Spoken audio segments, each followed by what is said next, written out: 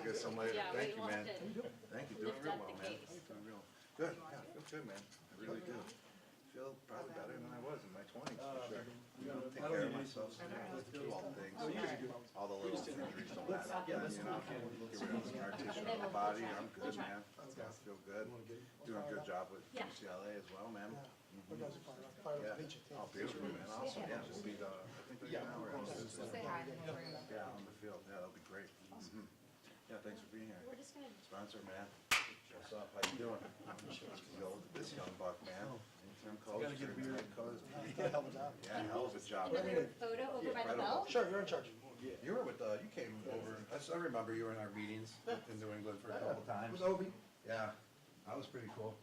Okay. Okay, so probably UCLA yeah. on Guys, the, back in your Yep. spot. Back in our spot. and then if, Oh, where do you want me, Rob, right if you behind want you? in the middle Yeah, there? yeah, 'cause I'm- Okay, There we go. go. There you go. Yes. All right, you guys get together here. Look at me this way. Look right at me. There you go. Right here. Yes. And then give me just a second. Let me lift that. Bam. There it is. Yes. You guys are looking good. All right. Now look at everybody. One for me, right here. Right here. Right here, right here. Every time I see him, I tell you to look at that. Yeah, yeah. Okay, great, thank you guys. You guys want to go up to the stage and then. Want Rob to say something? Yeah, I Yeah, can say we have something. a mic for you, Mike. It's his Yeah. bowl. Yeah, sure. Well, you guys up here too, you know? You're here for us. It's really silent in here, man. It's really like, It's his bowl. yeah, it is my bowl. You're right. It's not the LA Bowl anymore. It's the Brown Bowl. Well, we were doing. I was with. Yeah.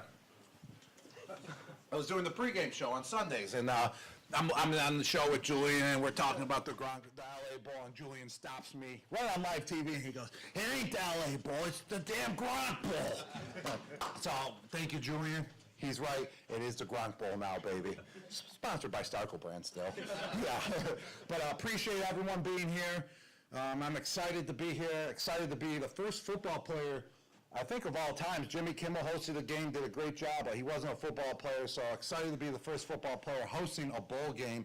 And what's very special about this game as well is that it was the very last game I played in at the University of Arizona was this bowl game when the conference matchup was in Las Vegas, and now it's here in LA at SoFi Stadium. So that's a cool, really full circle moment for myself. My quarterback, actually, who played in that game at the time, will be here as well. Willie Tuatama, he lives in San Diego. He's driving up for it.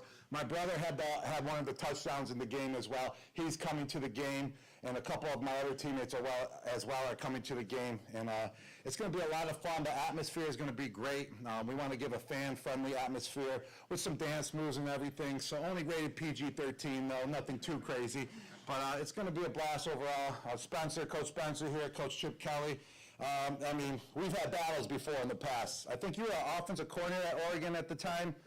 I think that was the year we went to the bowl game, actually, the Las Vegas Bowl, and won. Was that year? It was my second year in the NFL, in college at the University of Arizona. It was one of the best games I've ever played in when we faced you. We went up to number 2 Oregon. I think you guys were number 2 at the time, and you were the offensive coordinator. We were down 35 to like 4 or 3, or I don't even know how you get 4 points, but that's how bad we were doing at the halftime. And then my brother and I, we turned it up. My brother had about 80 yards. I had about 14 catches for about 140 yards. We came back, made it 42 to 42 or 45 to 42. It was 40. Here's the deal. Yes, 45-17 at the half. that's what it was. 5 minutes to go in the game. It's 48-45. It came all the way back, and then we scored late to make it 55. My man Yeah. had 12 for 143. Wow. We had And a everybody tug, on. We and a had tug, and my brother had a touchdown too. Brother had a touchdown. Pat Chung was covering you. You guys Yes. covered it up, Pat Chung. Yes, I did. Other boys, Jarvis Bird, all of our NFL DBs. We couldn't.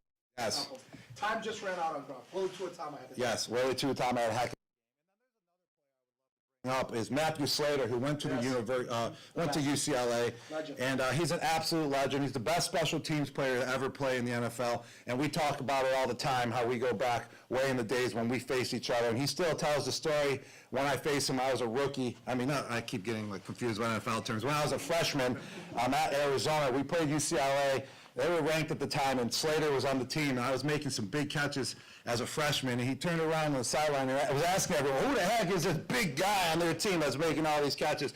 Little did we know we became teammates like 3 years later with the Patriots. And Matthew Slater, I just want to give him a shout out, UCLA alumni, one of the best special teams player, and also not just a great football player, a special teams guy, he's a great person off the field, and he represents UCLA tremendously like I've never seen before. So just want to give him a shout out. Thank you guys for all being here at the Starkle Brands Gronk Bowl.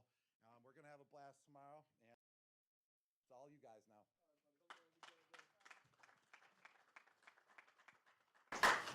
All right, coaches, come on up. We're going to get started, so if you have a question, please raise your hand, and I'll call on you in that order.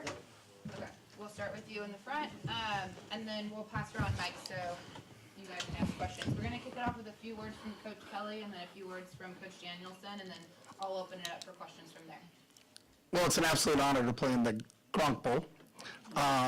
Big fan of Rob, and I think it is special that he's the first player to have a college bowl game named after him. But it's really exciting for our team to be in Los Angeles, and the people at SoFi have been fantastic in the time. And I know our guys have had a great week, and the bowl people have been fantastic. Our kids have been juggling finals, so we were kind of going back and through a couple things logistically, but the people that run the bowl were fantastic, and we're excited to play against a really good team in Boise State, who just won the Mountain West Championship. So I think it's going to be a heck of a game tomorrow. Yeah, I appreciate you guys' time for being here. I know our team is extremely excited and been through a lot this year, and being able to finish it against a great opponent, Coach Kelly, the UCLA Bruins, is going to be an awesome experience for our players, especially with our roster. A lot of our kids are from Southern California, so it's been awesome to be down here practicing. A lot of the parents are able to come through and see our kids, but just being able to finish this the right way for our university, for these seniors, it's been something we've been working our tail off, so excited for it. And great environment. It was awesome to meet Gronk earlier today. He's a lot bigger than I even thought. And our players, when he walked up, they started taking a bunch of pictures. So just that experience alone is just worth all of it. So really excited for our players. Spence, you guys ended a tough year last year with a win in the Frisco Bowl. You have a chance to end another. Did you see that Frisco Bowl have on this season, and how important is it to end the year on a high note like that? Yeah, every year at Boise State, I'm sure Coach Kelly has the same for his team, is to win the Mountain West Conference Championship and a bowl game. And being able to win the last one's a huge deal, not even just for recruiting and going forward. There are multiple players on our team that are not going to play football after Saturday. And so being able to finish that the right way for those guys, wearing the blue and orange for the last time, that's the legacy we want to finish. And I know Coach Kelly and their team is going to feel the exact same way. So that's the importance of this bowl game. One, it's another game we can play together. It's another game we can represent such a great university. But for our seniors, finishing the right way for them is a huge deal to us. Coach Danielson, how does it feel knowing that the Mountain West has never lost his bowl game? And Coach Kelly, obviously Latu's not playing, but Boise State has one of the best edge rushers in the country, and Ahmed. So how has it been for you kind of game planning against him this week? Well, it's a first. I mean, at the end of the day, it's a new year, and what's happened prior to this is really irrelevant for our team in this matchup, and the respect we have for Coach Kelly, his team. I mean, you talk about a team that's going to be disciplined, play together, extremely talented, and they're going to be very well coached throughout the game. So we know it's going to be a huge challenge. We're excited for that. I know our players are excited for it, but we know the task at hand on Saturday. Okay. Jay, me?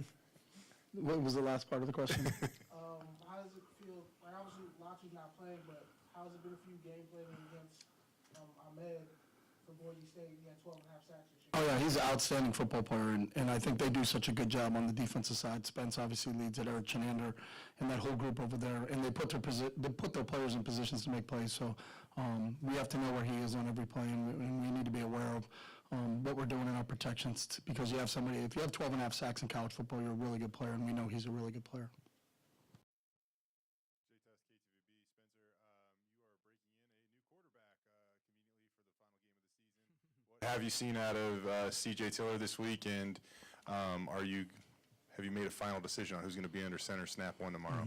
Yeah, C.J. Tiller will be our starter on Saturday, and he's earned it. He's had a great job the past couple weeks in practice, and he's not going to be perfect, but he doesn't need to be, and that's the biggest thing with him. And our offensive staff's putting a great game plan together, but we got to keep him in good situations too.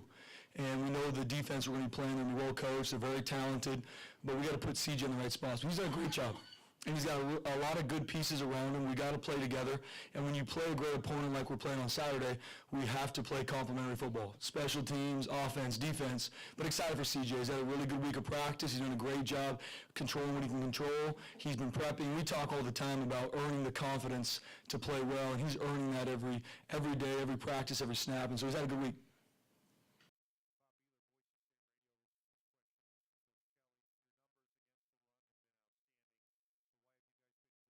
the run, and what do you see as the challenge of slowing down Genty and Alani?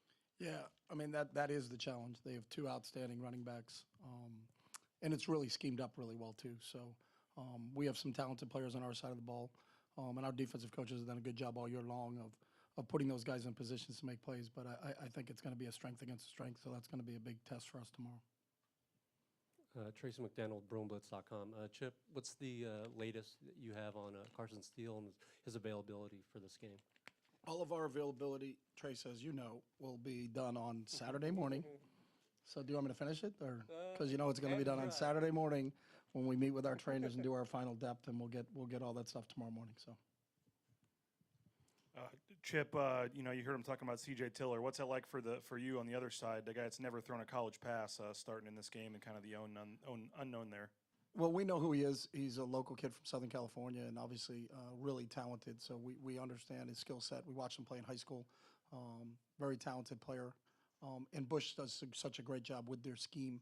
And they also have talented running backs around him and other people around him. So, we've had to play multiple quarterbacks this year also. During the season, so I know what Spence is going through, but I know they're going to do a really good job, and he'll be prepared to play in the game tomorrow. Coach Kelly, how you doing? Mike Regalado, Bruin Report. With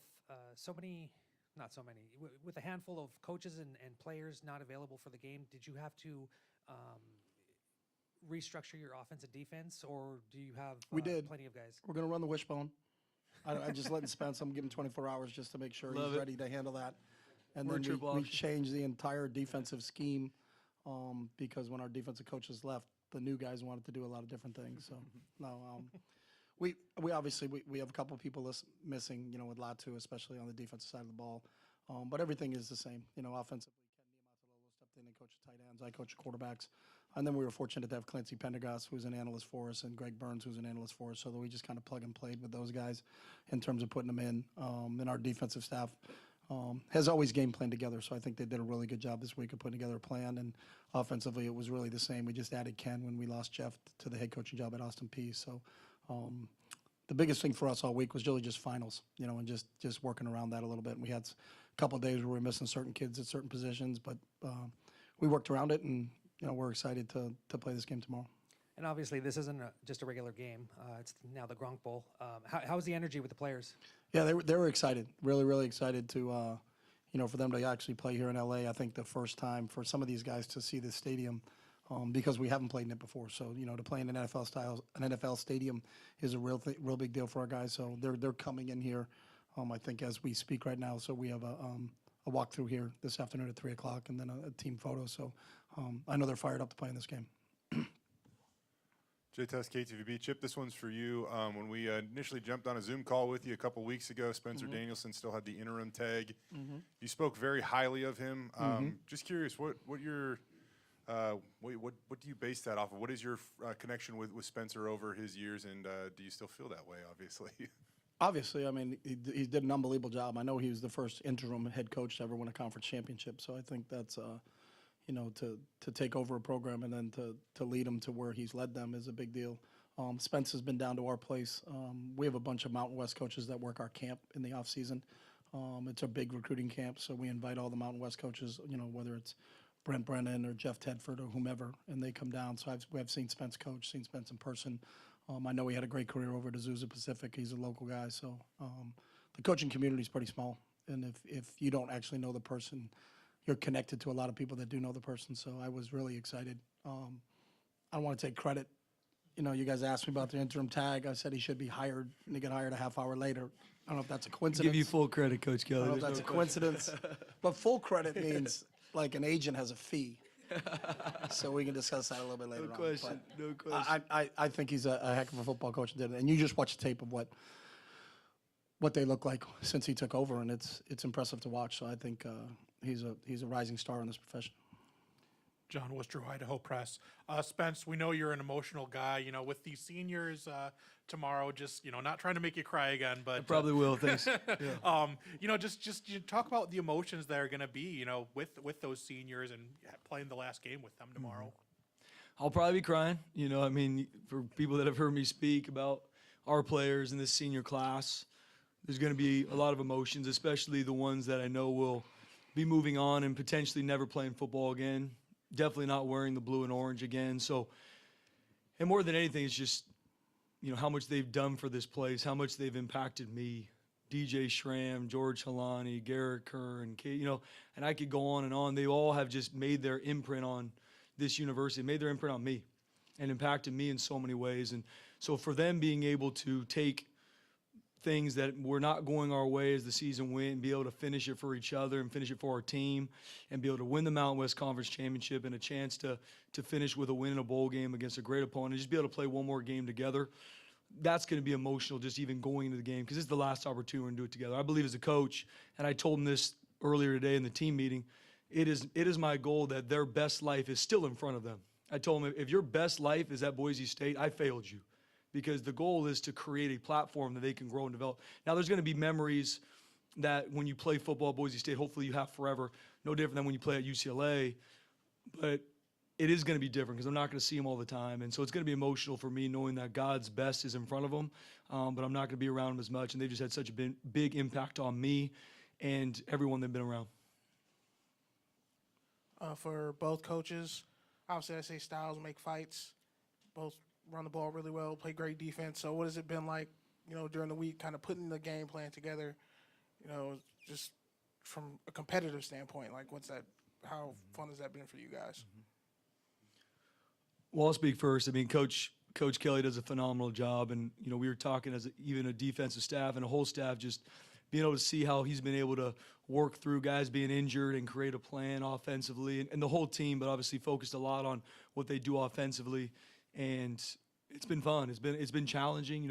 He does a great job creating matchup issues across the board, and so finding our best plan of attack as well. But it's been a fun week, but very challenging just because of obviously who he is and how well he's done it for a long time. Yeah, that's the beauty of the game. What's going to happen, and the fact that it's the last game of the year and you have so much tape on them and they have so much tape on you. I don't think there's going to be any surprises on either side just because we've played so much football this year. And they've played so much football this year. So our job has always been to put our players in position to make plays and then get out of their way and let them go play. So you don't want to complicate it too much for them. You want to give them a plan that they can be successful with, and then they got to go out and execute. So that'll be the fun part to watch tomorrow. Lorenzo Reyna with College Football Network. This is for Coach Spence. I recall the time that you were at Azusa Pacific and rising for the ranks. And also I remember the team chemistry that you guys had at APU. How much did you bring that family atmosphere over to Boise State the moment you came in, especially now that you have the head coaching label now? It's definitely nothing that I did personally. My time at Azusa Pacific, Victor Santa Cruz was the head coach. And there's a lot of coaches there, Bo Beatty, guys that changed my life. When I was coaching as a junior, or when I was playing as a junior at Azusa Pacific, we went and coached like a team camp at Hume Lake. It was run by FCA. And when I left that camp is when I know I wanted to coach.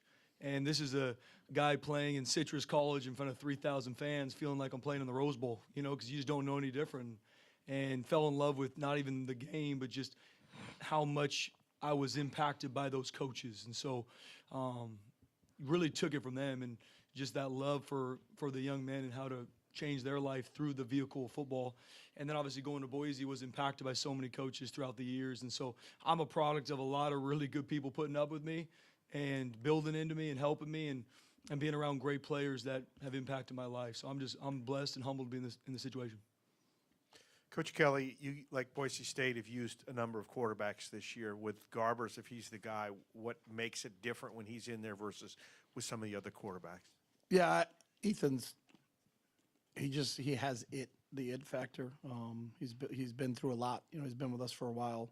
He's played games when Dorian was our starting quarterback, and Dorian had missed a few games, and Ethan always stepped up when that opportunity came.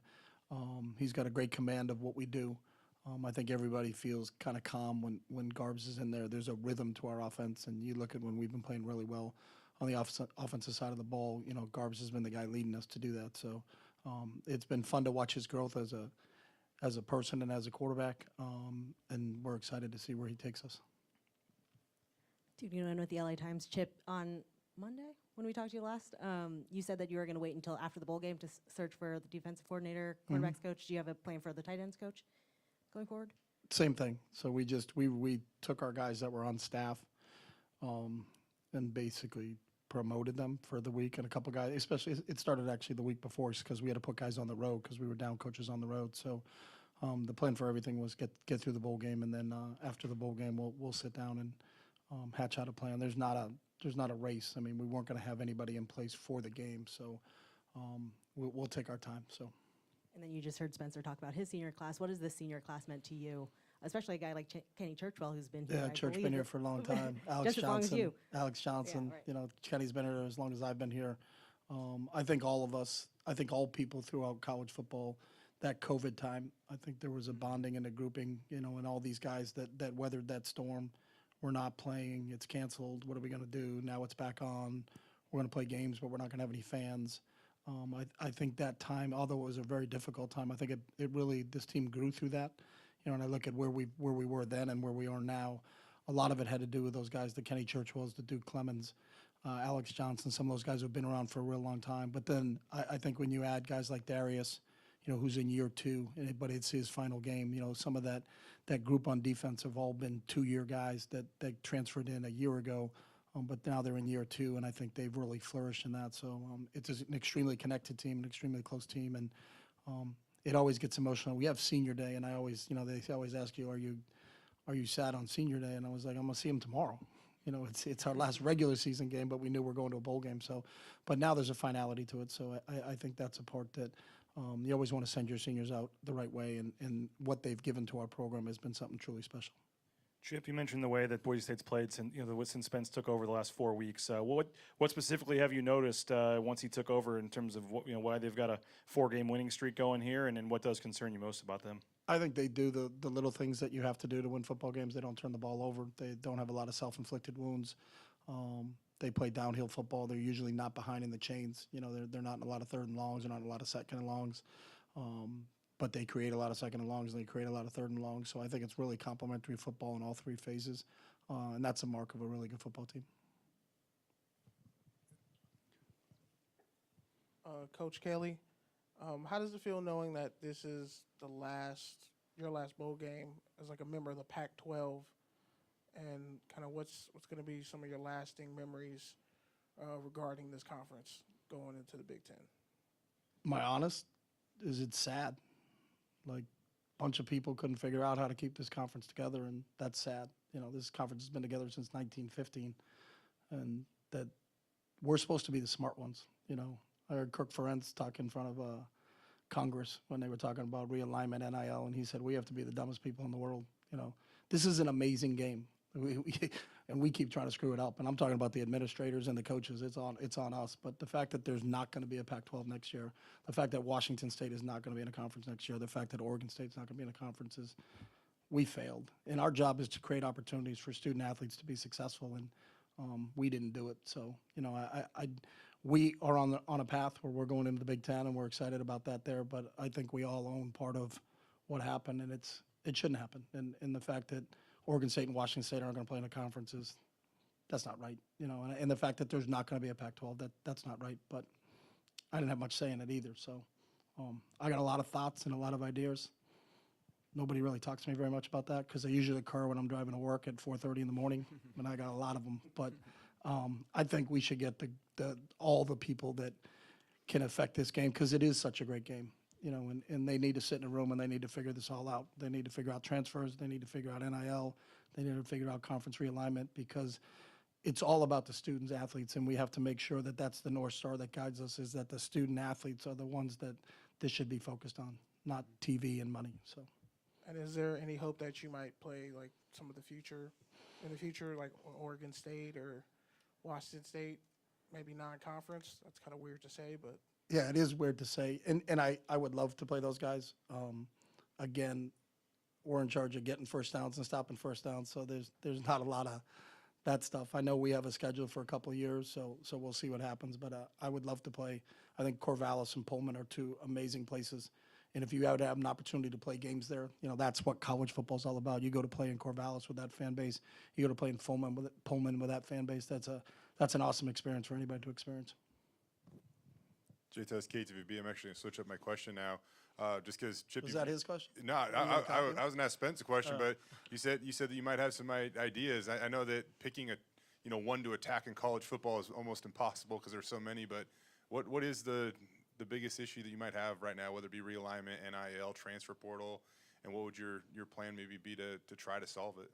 I think they're all a problem, and I think we need to have a conference commissioner. I think football should be separate from the other sports. Just the fact that our school is leaving to go to the Big Ten in football, our softball team should be playing Arizona in softball. Our basketball team should be playing Arizona in basketball. But because football left, and they're saying, well, how do you do that? Well, Notre Dame's independent in football, and they're in a conference and everything else. I think we should all be independent in football. And you can have a 64-team conference that's in the Power Five, and you can have a 64-team conference in the Group of Five. And we separate it, and we play each other. You can have the West Coast teams, and then every year we play 7 games against the West Coast teams, and then we play the East. So we play Syracuse, Boston College, Pitt, West Virginia, Virginia. Then the next year you play against the South while you still play your 7 teams. You can play a 7-game schedule. You can play 4 against another another division opponent, and you can always play against one Mountain West team every year so that we can still keep those rivalries going. Not that I've really thought about this. Not that I've a lot of spent time on this. But I think if you went together collectively as a group, and so there's 132 teams, and we all share the same TV contract, so that the Mountain West doesn't have one, and the Sun Belt doesn't have another, and SEC has one, and they have another. That we all go together. That's a lot of games, and there's a lot of people in the TV world that would go through it. You can sponsor each one instead of calling it Group of 5 and Power 5. You can call it Amazon, Nike, bid that out to things. You do a lot of different things. But I think if we still do the same thing and take all that money, and I would do this, and I think this needs to be done. That money now needs to be shared with the student athletes, and there needs to be revenue sharing, and the players should get paid, and you can get rid of NLI, and the schools should be paying the players because the players are what the product is. And the fact that they don't get paid is really the biggest travesty. Not that I've thought about it. You need to get somebody on speakerphone on those 4:30 drives to work. Should. Spencer, kind of follow that up, I guess, not really, but the moment you remove the interim tag from head coach, I know you don't change, but how does your life change? And I assume there's got to be more handshakes and things like that you have to do that might take you away from football, at least for a little bit. I know, first off, Jay, I now officially have 2 suits when I used to have one that I bought because my brother got married this past summer. Probably a couple more pictures than normal. Kind of stay out of the limelight guy, but obviously having the interim tag removed, and then like coach has been involved, a lot of recruiting, a lot of different things going on. So haven't really had a moment to sit back much and figure out some of the different parts of it. Our coaches, our staff, our players done a great job because you go from winning the Mountain West Championship, being named the official head coach the next day, and then we're really into recruiting and kind of going through a lot of stuff. So it's been awesome, and the support at Boise State has been phenomenal. Bronco Nation's been phenomenal, but there's just been a lot of things going on quickly, working with our staff, keeping our players, finding the right ones to bring in, and then preparing for a great opponent. So a lot of different things. I know it'll probably sink in a little bit more as we move through signing day into Christmas break and then into the new year. And a lot in my mind, I'm a intense, energetic, go-get-it guy. So my mind's going through, kind of like Coach Kelly driving in at 4:30, going through some stuff. My mind goes a lot of different things that I'm excited to do and change and impact. But right now we're focused on playing UCLA, and we'll get to a lot of those things. All right, we have time for 2 more. One here. Chip, just because where your defense ranked not only in the Pac-12 but nationally, were you a little surprised that the Pac-12 didn't honor more on either the first or second team outside of Darius and Latu? Yes. I mean, it is what it is, but I don't I mean, we have some really, really good players over there, and it's tough, but, you know, we try to worry about things that we can control, and sometimes those things you can't control. So, but I do think we have some good players that haven't got the notoriety that they need. Coach Danielson, how does it feel knowing that after this season, pretty much the Mountain West is really the only major West Coast conference left, and rather than try to fill the void of the Pac-12, how is the Mountain West kind of go into the future as really the last bastion of like West Coast football?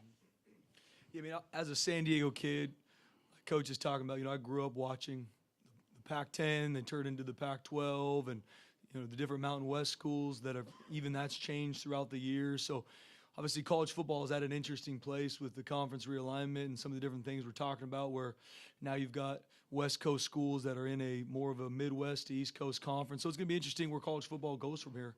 You know, I know for me, stepping in this role, it's control we can control, like Coach Kelly's been talking about, because a lot of these things we as coaches are not controlling. Now, we control how we impact our players. We control the players we bring into our football program and how we impact them and grow them to be not only good football players, but more importantly, husbands and fathers later in life.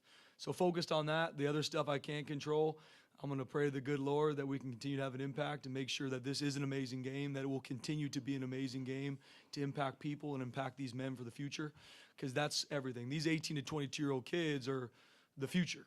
And if we don't impact them the right way and train them up, then nothing matters. But I do want to see a lot of different changes, and we believe in God for those things to happen in the future. Mountain West after dark. 8:30 kick. You guys take it. You guys will take it. All right. Thank you, Coach Danielson, Coach Kelly. Appreciate your time. Thank you, guys. Appreciate it. Thank you.